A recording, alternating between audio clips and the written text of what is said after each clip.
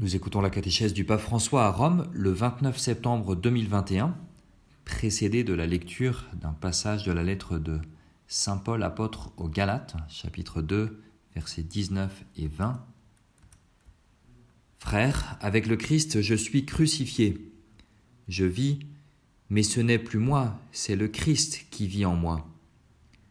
Ce que je vis aujourd'hui dans la chair, je le vis dans la foi au Fils de Dieu qui m'a aimé et s'est livré lui-même pour moi. La parole du pape maintenant. Cari fratelli e sorelle, buongiorno. Chers frères et sœurs, bonjour.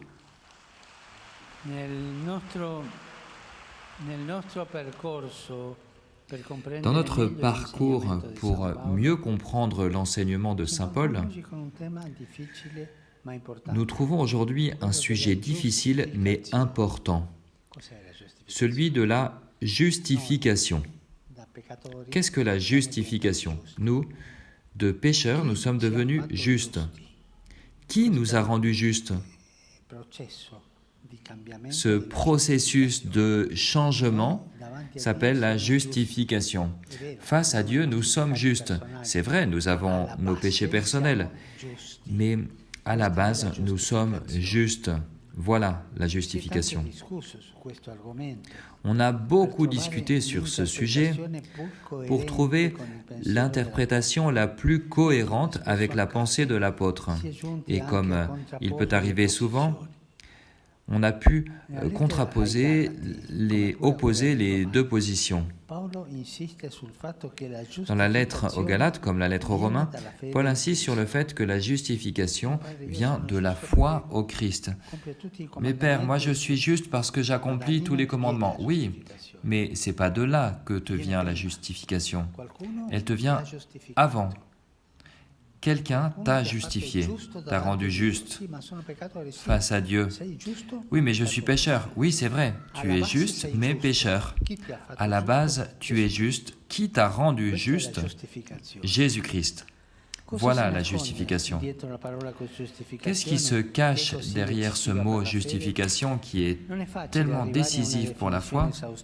Il n'est pas facile d'arriver à une définition exhaustive, mais dans l'ensemble de la pensée de Saint Paul, on peut dire simplement que la justification est la conséquence de la miséricorde de Dieu qui offre le pardon.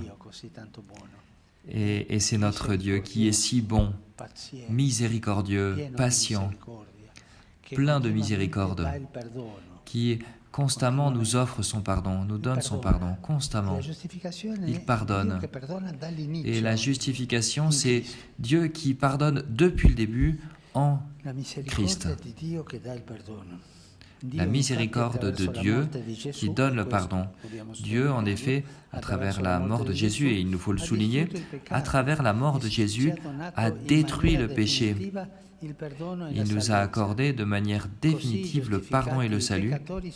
Ainsi, justifiés, les pécheurs sont accueillis par Dieu et réconciliés avec lui. C'est comme un retour au rapport originel entre le Créateur et la créature, avant la désobéissance du péché. La justification que Dieu accomplit nous permet de retrouver l'innocence perdue avec le péché. Comment se fait cette justification ? Répondre à cette question équivaut à découvrir une autre nouveauté de l'enseignement de Paul, c'est que la justification est donnée par grâce. Nous avons été justifiés par la pure grâce. Je ne peux pas aller voir le juge pour qu'il me fasse justice. Non, on ne peut pas payer. C'est le Christ qui a payé. Il est mort pour nous et de là nous vient la grâce que le Père nous offre à tous. La justification advient par grâce. L'apôtre a toujours à l'esprit la grâce qui a changé sa vie, la rencontre avec Jésus ressuscité sur le chemin de Damas. Paul avait été un homme courageux, zélé, religieux, convaincu que dans l'observance scrupuleuse des préceptes consistait la justice. Mais il a été conquis par le Christ et la foi en lui l'a transformé profondément en lui permettant de découvrir une vérité qui lui était cachée jusqu'alors. Ce n'est pas nous avec nos efforts qui devenons justes, non, pas nous. C'est le Christ qui, par sa grâce, nous rend justes. Alors Paul, pour avoir une pleine connaissance du mystère du Christ, est disposé à renoncer à tout ce dont il était riche auparavant, car il a découvert que seule la grâce de Dieu l'a sauvé. Nous avons été justifiés, nous avons été sauvés par de la pure grâce, non par nos propres mérites. Et cela peut nous donner une grande confiance. Oui, c'est vrai, nous sommes pécheurs, mais nous pouvons marcher sur la route de la vie avec cette grâce de Dieu qui nous justifie à chaque fois que nous demandons le pardon. Mais ce n'est pas à ce moment-là que l'on est justifié, on est déjà justifié, mais il nous pardonne à nouveau. Cette foi a pour l'apôtre une valeur qui comprend tout. Tout est imprégné par la foi en la mort et la résurrection de Jésus qui donne le salut. La justification souligne la priorité de la grâce que Dieu offre à ceux qui croient dans le Fils, dans son Fils, sans distinction. Il ne nous faut pas conclure que pour Paul, la loi de Moïse n'a pas de valeur. Non, elle reste au contraire un don irrévocable de Dieu et l'apôtre l'écrit, elle est sainte. Pour notre vie spirituelle, il est essentiel d'observer les commandements, nous l'avons dit plusieurs fois. Mais même en cela, nous ne pouvons pas compter sur nos propres forces. C'est la grâce de Dieu qui est fondamentale, la grâce que nous recevons dans le Christ, cette grâce qui nous vient de la justification que le Christ nous a donnée, qu'il a payée pour nous. De lui, nous recevons cet amour gratuit qui nous permet à notre tour d'aimer de manière concrète. Dans ce contexte, il est bon de se rappeler l'enseignement qui vient de l'apôtre Jacques. Il écrit « L'homme est justifié par les œuvres et pas seulement par la foi ». On pourrait dire que c'est le contraire, mais ça ne l'est pas. Comme le corps sans l'esprit est mort, ainsi la foi sans les œuvres est morte, dit saint Jacques. La justification, si elle ne fleurit pas dans nos œuvres, va rester là sous terre, un peu comme morte. Elle est là, mais il nous faut la rendre active par nos œuvres. Ainsi, les paroles de Jacques intègrent l'enseignement de Paul. Pour les deux, la réponse de la foi exige d'être active dans l'amour de Dieu et du prochain. Pourquoi? Parce que c'est cet amour qui nous a sauvés, qui nous a justifiés gratuitement. La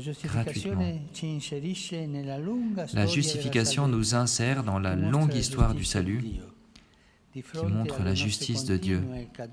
Face à nos chutes constantes et nos insuffisances, il ne s'est pas résigné, mais il a voulu nous rendre justes et il l'a fait par grâce, à travers le don de Jésus-Christ dans sa mort et sa résurrection. Parfois, j'ai dit,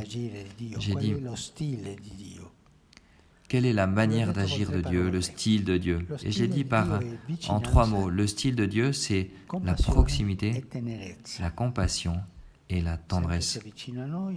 Il est toujours proche de nous, il est plein de compassion et il est tendre.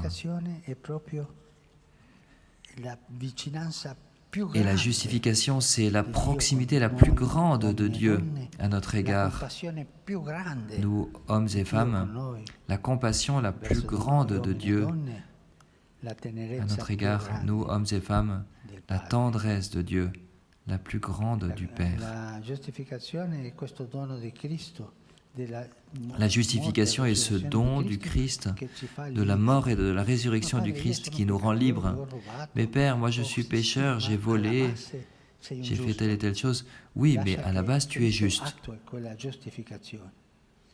permet que Jésus rende active cette justification. Nous ne sommes pas condamnés à la base, nous sommes justes. Nous sommes, et autorisez-moi ce mot, nous sommes saints à la base, mais ensuite, dans nos actions, nous devenons pécheurs. Oui, mais à la base, nous sommes saints, laissons la grâce de Dieu germer, et cette justification, cette justice, pourra nous donner la force d'aller de l'avant. Ainsi, la lumière de la foi nous permet de reconnaître l'infinie miséricorde de Dieu, la grâce qui agit par notre bien, mais cette même lumière nous fait voir la responsabilité qui nous est confiée pour collaborer avec Dieu dans son œuvre de salut. La force de la grâce a besoin d'être conjuguée avec nos œuvres de miséricorde. Nous sommes appelés à vivre pour rendre témoignage à la grandeur de l'amour de Dieu. Allons de l'avant avec cette confiance. Nous avons tous été justifiés, nous sommes justes dans le Christ. Nous devons rendre active cette justice par nos œuvres. Merci.